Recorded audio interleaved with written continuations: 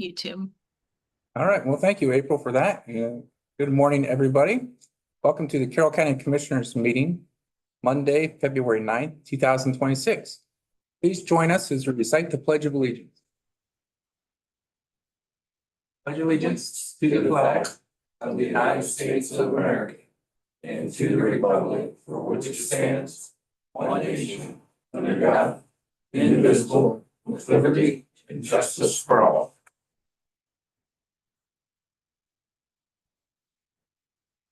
Can we have the roll call, please? Commissioner Leggett? Here. Commissioner Workner? Here. Commissioner Madransky? Here. Get the certification by the clerk, please. I, Eva N. Johnson, Assistant Clerk 2, certify that the entire recording of the proceedings at prior meetings are captured completely and accurately in the electronic record and are available at the office. Thank you, Eva.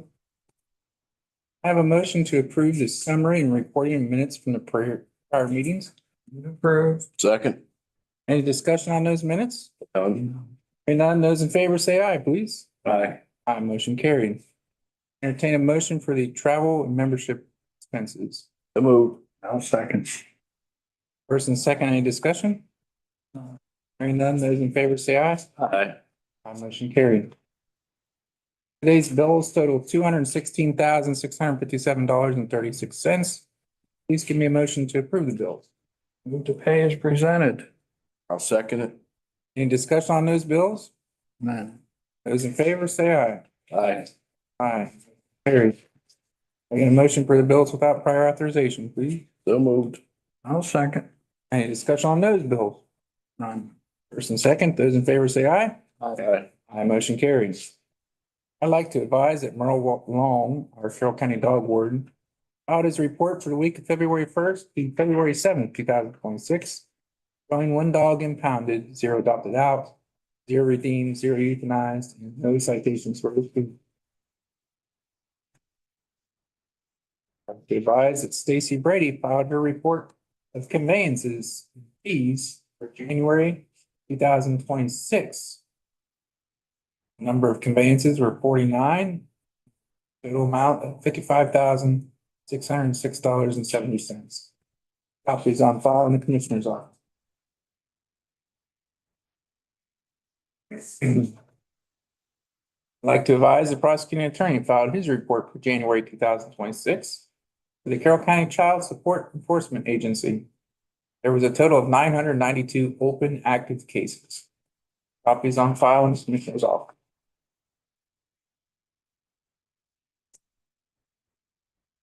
I'd like to advise the courthouse will be closed on Monday, February 16th, 2026, in observance of President's Day.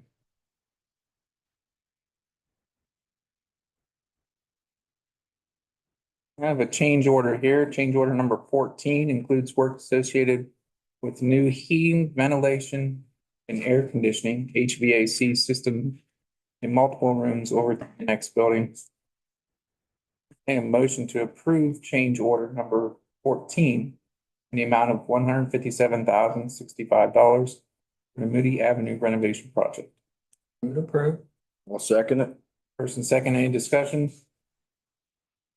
Hearing none, those in favor say aye. Aye. Aye, motion carried. At this time, we have with us Natalie Boland from the Adams Board, Hope in Ohio.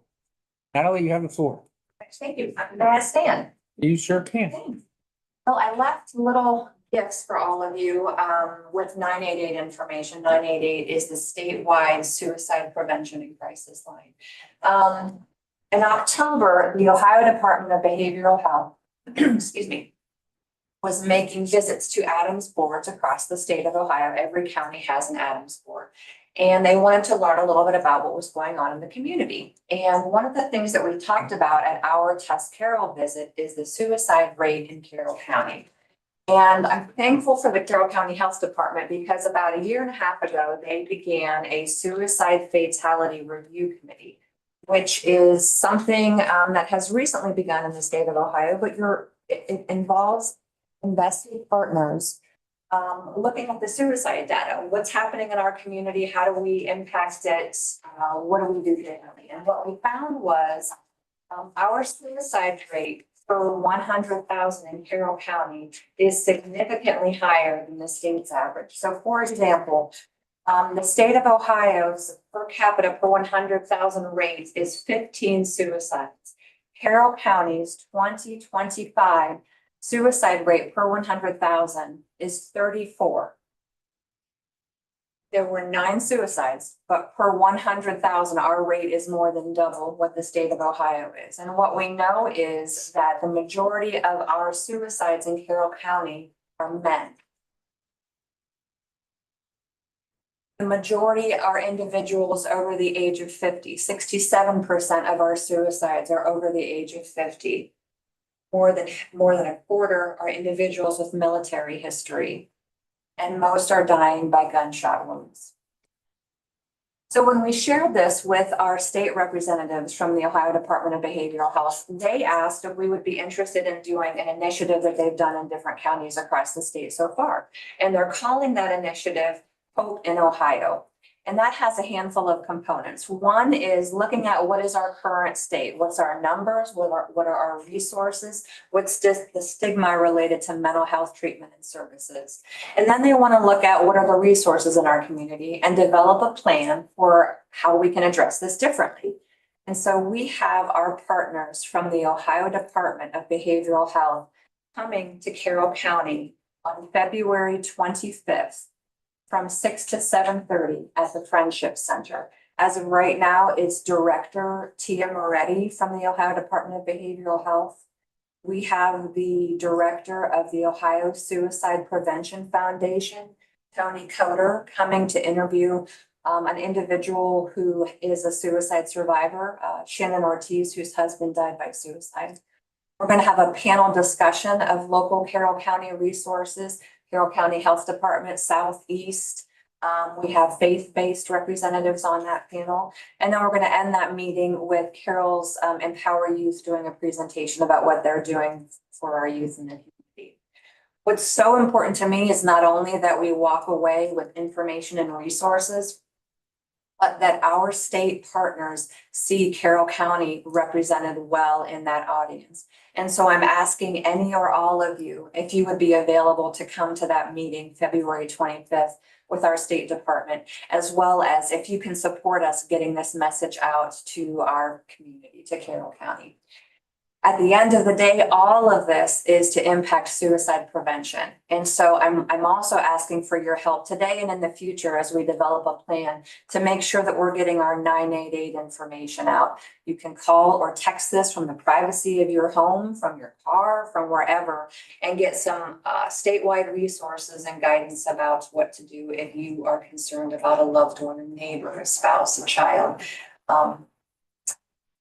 That is my ask. Do you have any questions for me? Do you have any pre-made infographics that you could send to us that we could use on our social media? I do. I have infographics. I have papers there that you can hang up throughout the courthouse and throughout the community, but I will send you social media information as well. The other thing that's coming is that the Department of Behavioral Health and Hope in Ohio want to do an assessment of our residents. You can scan it. I think it takes like 3 or 4 minutes, but that also then fuels what will come after this event, which is a gap analysis and recommendations for our local community to impact, again, our high suicide per capita. So I have a question. Yes. You said about a quarter of the individuals were a veteran. Right. Do you have any data to indicate how many of these suicides might have been impacted by somebody that got some sort of a terminal health problem? That is a number that we're also finding is higher, is relationship issues, conflict with a spouse, a divorce or separation, as well as somebody who's been given a life, that we're calling it a life-altering diagnosis. And when that happens, suicides are increasing at a higher rate. So one of the other things that we're trying to do is build a connection with our medical community. How are you assessing for depression and suicide when someone's in your office? And if someone does say, yes, I am feeling pretty bad, I am not wanting to be here. Do you know what to do next? And then how do we make our health professionals feel competent in knowing what the resources are and how to do that handoff. Question. Again, that is on February 25th at the Friendship Center. From what time? 6 to 7:30. 6 to 7:30 in the evening. I know you in the health department have always been great partners. Appreciate that. And what you do to represent the issues here in Carroll County. Got a good community. We do. Does the media have any questions for us? No, I think we're good. Yeah, thanks. I understand you've got some other engagements today, so if you need to leave, you can. Thank you. I have family and children first council. Thank you. At this time, we have a clerk's report. Yes, I have a few items I want to share. Just to advise residents, both Carrollton Exempted Village School District and Carroll Hills Schools are accepting applications for bus drivers. Carroll Hills School is also hiring substitute classroom aides. Information for all these job postings has been shared to the Commissioner's Facebook page. And the other thing I want to share is to let residents know that the County Commissioners Association of Ohio has announced the 2026 Ohio Counties Scholarship Application is now available through the CCAO Research and Educational Foundation. The scholarship supports the next generation of public servants, and since 2023, the foundation has awarded $30,000 in scholarships to 15 young leaders from 14 Ohio counties. This year, 5 scholarships will be awarded with an application deadline of May 1st, 2026. The application can be downloaded at ccao.org/foundation. And I will also share this information to the Commissioner's Facebook page. And that's all I have. Thank you. Does anybody have any questions or comments for the clerk's report? Hearing none, Commissioner Leggett? Yeah, I brought our building and ground superintendent this morning. We've had some resumes, job applications that me and him's gone over. He's here to present person that we picked. I'll give you the floor, Ed. Thanks, Don. So after reviewing, we had 5 applicants. This is actually the first time during my employment with the county that all 5 applicants had overwhelming skills with some of the things that pertain to what we needed here. It did make choices a little difficult. We did choose the top 3 out of the 5 that had the strongest backgrounds with what our position is requiring. And after interviewing 3 of the applicants, I'm going to ask the board that we hire Alberto Gomez as our custodial / maintenance tech 1. After interviewing Mr. Gomez, he has extensive skills with complex repairs, maintenance for buildings, including plumbing, electrical, carpentry, landscape, and HVAC. He has also held a position for, I believe, 20+ years in overseeing federal, state, and local codes to make sure that the job that he was put into, that they followed all codes and compliances and regulations. So I think he'll be a pretty good fit to our team. So I'm asking the board for the approval to hire Alberto. That is for a maintenance tech custodial 1. Custodial / maintenance tech 1. And what is the rate of pay you're recommending $20 an hour starting pay. and effective? That would be, I believe he's needing to give a notice. So once his notice is put in, then I'll have an exact start date here. Okay. So I'll entertain a motion that we hire Alberto Gomez as a custodial / maintenance tech 1, $20 per hour, effective, contingent on a start date with Ed's approval. So moved. I'll second discussion. Sure. Does this going to be also contingent upon a background check? It is. Normally for my department, I know some departments require it and some don't. I do have a drug test, a background check.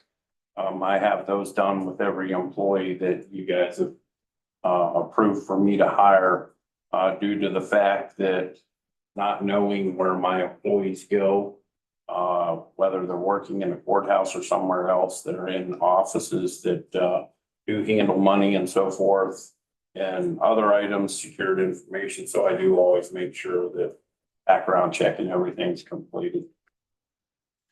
He also has experience in snow plowing and taking care of removal of sidewalks, snow. So Anything else? No, sounds like a well-rounded candidate. Those in favor say aye. I, Aye, motion carried. Sir, do you have anything else? not at this time. Commissioner Worker? This afternoon, we'll be having called for a meeting of the Technical Services Advisory Committee 911. Following that, Program Review Committee meeting for 911. Then I will bring for Thursday's meeting some updates for the board. Anything else? Not this time. Does the media have any final questions? No, sir. All right, at this time, I'll entertain a motion to adjourn. I'll second that motion.